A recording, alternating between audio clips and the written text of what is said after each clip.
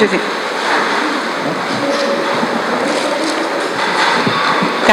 Tá bom.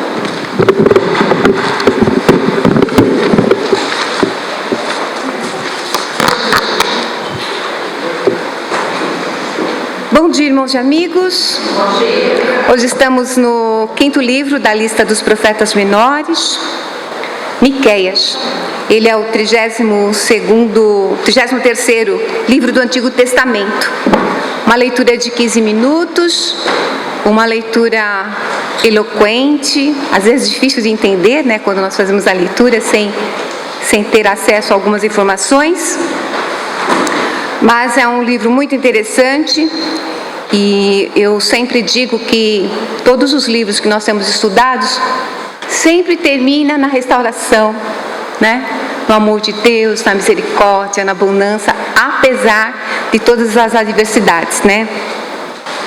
O livro de Miqueias, ele tem um alerta, né? Ele chama atenção aos pecados, e Deus está sempre mandando sinais, mandando profetas para falar que haverá julgamento, que você está em pecado, que você precisa corrigir, mas ele sempre dá uma última palavra, né? Eu serei misericordioso, eu sou Deus, eu sou único, eu sou o verdadeiro, eu sou aquele que eu posso mudar tudo, mas eu preciso que vocês façam uma mudança de vida. E era isso que os profetas pediam para aquele povo. Tá bem? Então, assim, o livro de Miqueias tem uma semelhança muito grande entre o mundo dele, daquela época, e o mundo de hoje. Nós presenciamos hoje em dia uma sociedade degenerada em corrupção, em violência, em injustiça, em opressão, em exploração. Quem tem quer ter mais. Quem não tem, até o que adquire com muita luta, às vezes lhe é tirado, né? Por traições, por problemas, por falhas nas leis. Quer seja então por essa exploração direta ou pela exploração escondida por trás das leis que determinam impostos e taxas. É contra essas situações que Miqueias se levanta. Ele analisa profundamente aquele povo e ele traz uma mensagem do Deus verdadeiro, do Deus único, que requer justiça nas relações sociais. Nós temos aí o nosso texto áureo, Miqueias capítulo 6, versos 8. O Senhor já nos mostrou o que é bom. Ele já disse o que exige de nós. O que Ele quer é que façamos o que é direito, que amemos uns aos outros com dedicação e que vivamos em humildade e obediência ao nosso Deus. A autoria e data. O nome hebraico Miqueias comunica uma pergunta retórica: quem é como Deus? Ou quem é como Jeová? O nome do profeta, como o de outros profetas, como Elias, Eliseu, Oséias, Joel, Obadias e outros, é um detalhe importante. Tal nome, junto com o nome de Deus ou de Jeová, indica uma atitude de submissão do profeta para com o verdadeiro Deus. E no caso de Miqueias, era um desafio aos pecadores e aos falsos profetas. Ele fala aos governantes, aos cabeças, aos líderes, às tribos, né? Conhecido também como moratista, era natural de Moreset Gat, que ficava ao sul de Judá. A data do ministério é dada em relação aos reinados do rei Jotão, 739 a 735 a.C., de Acás, 735 a 715 a.C., e Ezequias, 715 a 687 a.C., reis de Judá. Reis bons, reis maus. Isso está em Malaquias 1, versos 1. Miqueias começou a sua obra no tempo de Jotão, e ele serviu através de todo o reinado do rei Acás, e talvez todo de Ezequias. Isso foi confirmado em Jeremias 26, 18 a 19. Tanto Miqueias como Isaías, embora se dirijam principalmente a Judá, todo o público-alvo é Judá. Mas torna claro que o juízo divino também vai recair sobre o reino do norte. Então a sua obra está intimamente relacionada com a de Isaías. Foi escrita durante os reinados de Acás e de Ezequias. O Miqueias falava para o povo. era um homem do povo, simpatizava com a gente do campo e que tentou protegê-la dos ricos e nobres, gananciosos das grandes cidades. Embora o profeta vivesse e profetizasse no reino do sul, Judá, ele também condenou os pecados do reino do norte e também profetizou e testemunhou a queda dessa nação. O profeta, então, foi contemporâneo do profeta Isaías. Muito provavelmente eles se conheciam e talvez isso possa explicar a clara semelhança numa pequena parte de seus textos. Isaías capítulo 2, versos de 2 a 4 e Miqueias 4, versos de 1 a 3. Na leitura vocês percebem que o texto é praticamente idêntico. Em seu livro, Miqueias mostra ser um habilidoso escritor. Ele organiza, ele alterna temas em sua narrativa com muita rapidez e capacidade. E ele também mostra uma grande eloquência, coragem e autoridade no falar. Eu gosto da palavra assim, quando você está certo da sua verdade, quando você está certo daquilo que lhe é pregado, que você realmente aplica verdadeiramente sua vida, eu acho que você tem autoridade para falar. E às vezes a gente evita muito, né? O texto final fala da misericórdia de Deus. Mas quantas vezes nós, ou pessoas que estão falhando, se pensam nessa misericórdia de Deus, mas não muda aquele pecado que deveria mudar, né? Então, me perdoe, mas Deus é misericordioso, eu vou mudar, eu vou fazer algo, mas... Então, isso eu acho assim, me chamou a atenção. Será que nós devemos realmente só nos basear na misericórdia de Deus e não mudarmos? Aquele pecado que às vezes um irmão comenta, fala, então irmão, eu estou orando por você. Eu estou em pecado. Então irmão, mas você tem que orar. Você tem que buscar as pessoas certas para corrigir isso. E não só aguardar a misericórdia nem a bondade do Senhor. Quais são as características históricas? Miqueias anuncia julgamento e consolo. Ele ensina o amor de Deus para o seu povo e a maneira correta de agradar a Deus. Em sua mensagem, então, ele anuncia julgamento, destruição, mas esperança. Ele acusou os governantes, os sacerdotes e os profetas.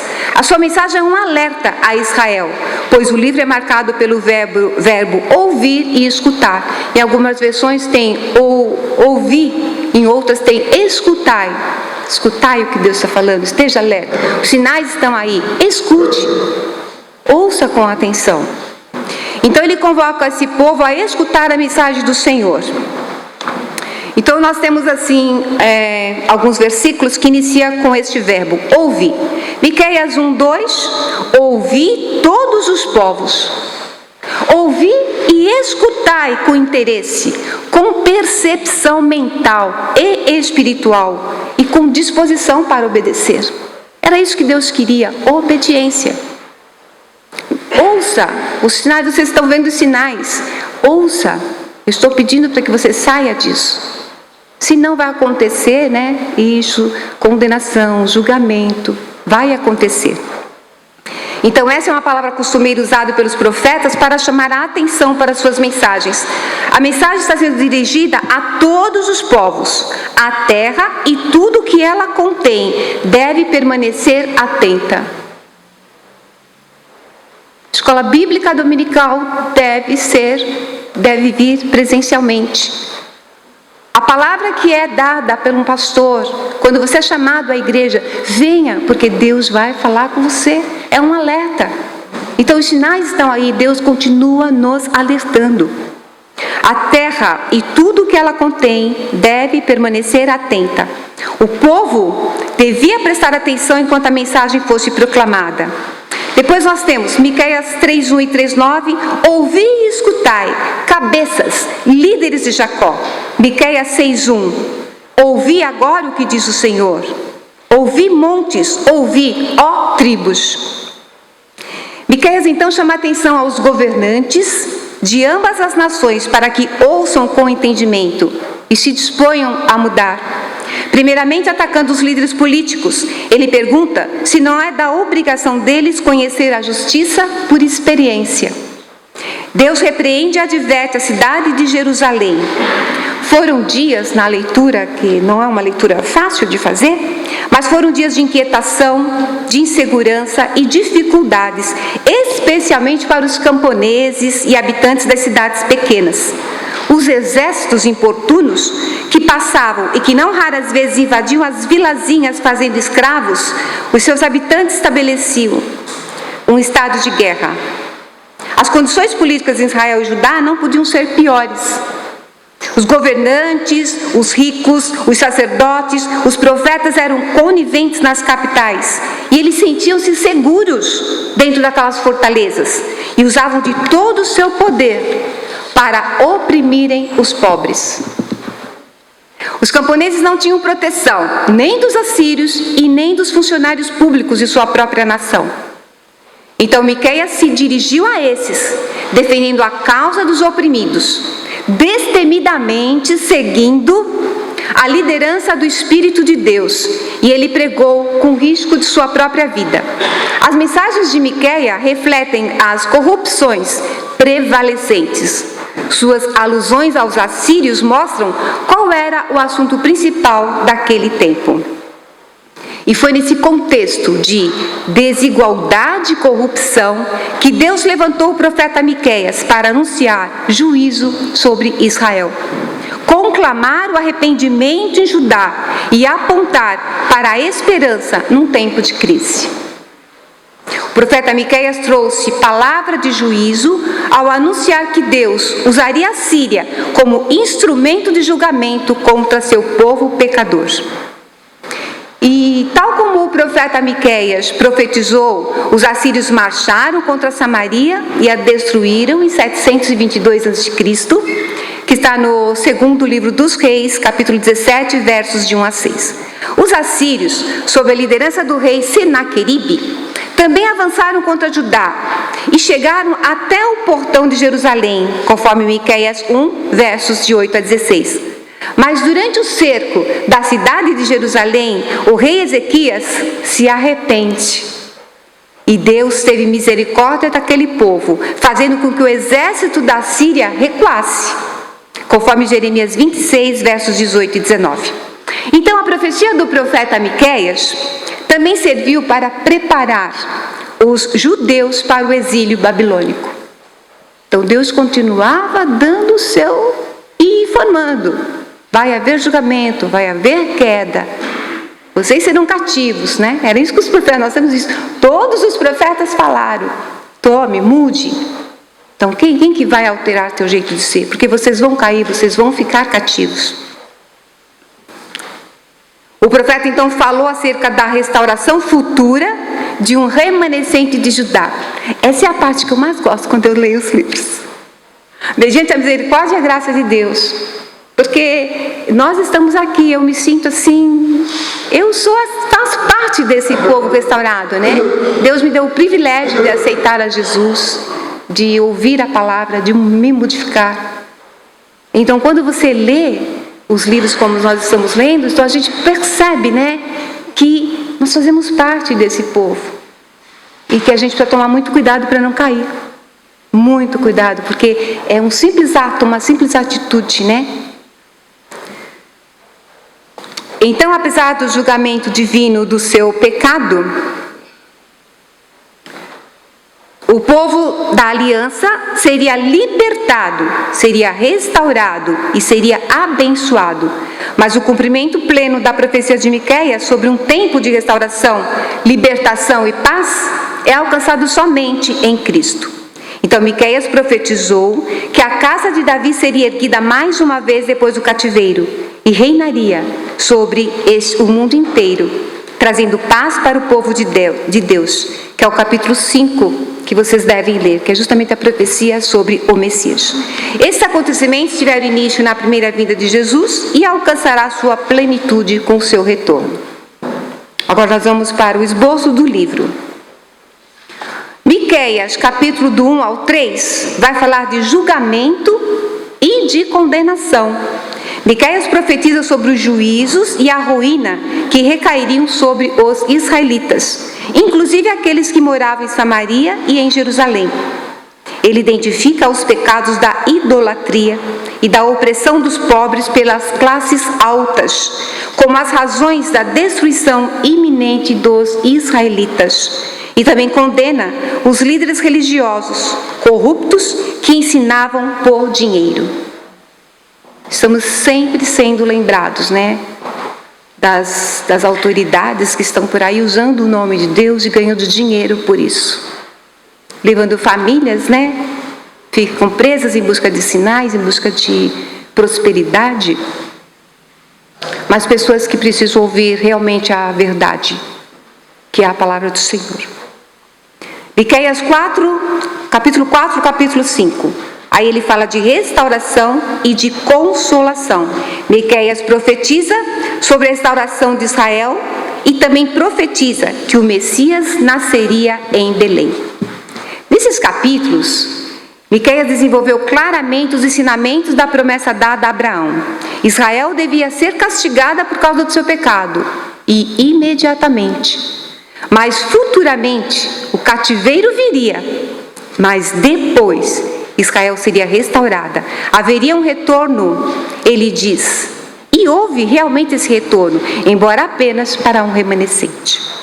O capítulo 5 prediz o nascimento e as características do futuro rei. Esta profecia foi cumprida em Jesus Cristo. O futuro e poderoso líder nascerá em Belém e restaurará o remanescente de Jacó. O Messias nascerá em Belém, casa do pão, no distrito de Efrata, embora pequena demais para ter um lugar entre os milhares ou as famílias de Judá, mas destinava-se a ser exaltada por todo o mundo, pois o Messias nasceria neste humilde lugar, na cidadezinha do seu grande ancestral Davi. De ti me sairá aquele que existe desde os dias da eternidade, pois este que há de reinar em Israel. Miqueias 5, versos 3 diz, vou ler aqui.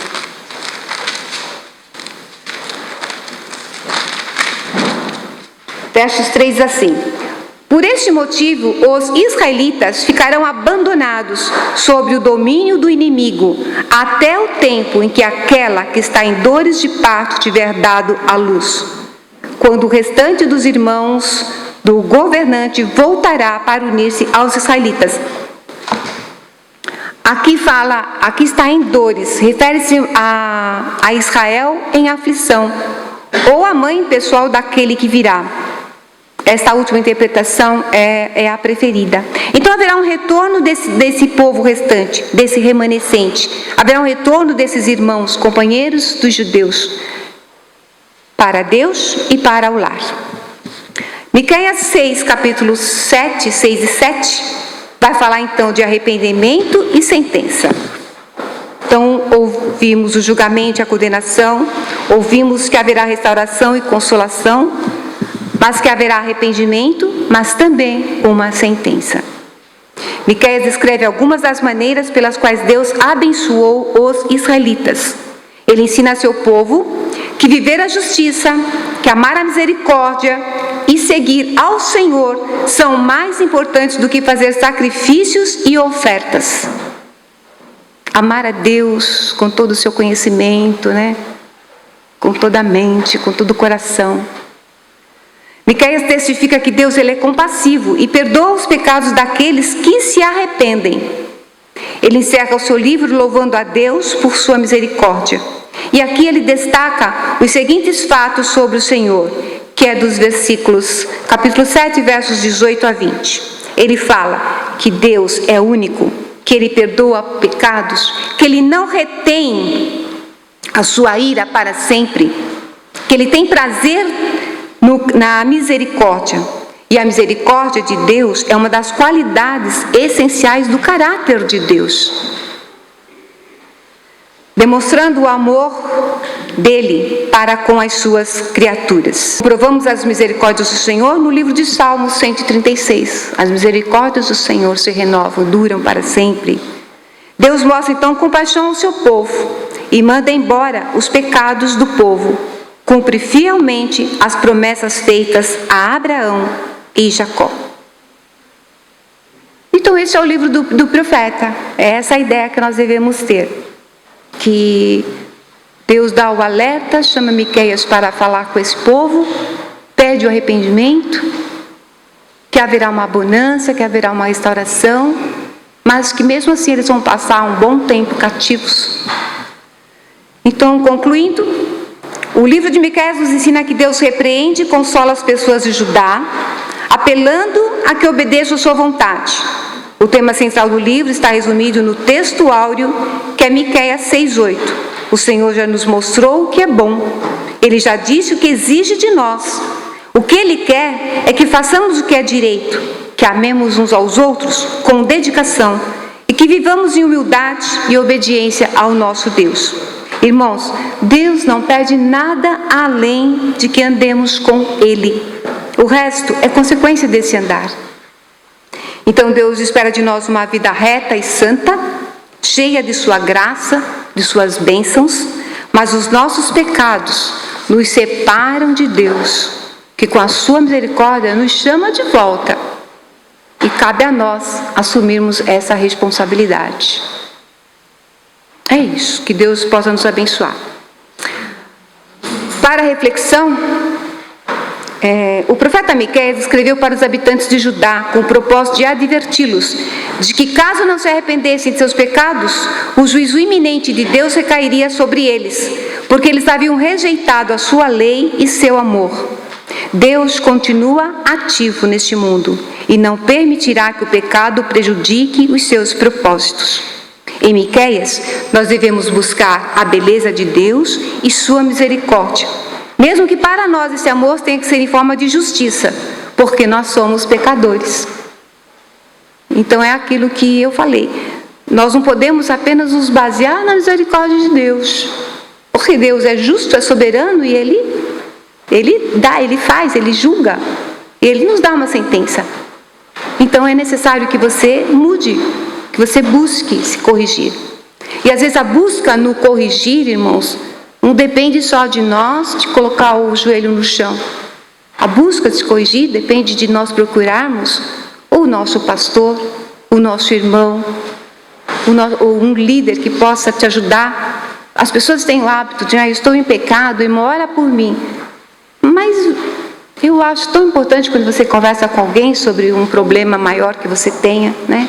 E que peça ajuda, porque às vezes a gente precisa da ajuda de um outro. Então, primeiro, você tira tempo para avaliar sua vida e confessar os pecados ao Senhor? E como você deve se apresentar diante do Senhor e adorá-lo? Se você está em pecados, você pede para orarem por você? Aí você vem ao culto, você vem aos seus trabalhos da igreja, mas o pecado está sempre aqui, né? Ele não deixa, a gente não esquece que errou e que falhou. A gente não esquece. Mas então, como que nós devemos fazer? Porque nós temos que continuar adorando o Senhor e devemos nos corrigir. E a segunda pergunta, o pecado enfurece a Deus. Então, o que você faz para evitar o pecado e receber a misericórdia do Senhor? É isso. Obrigada.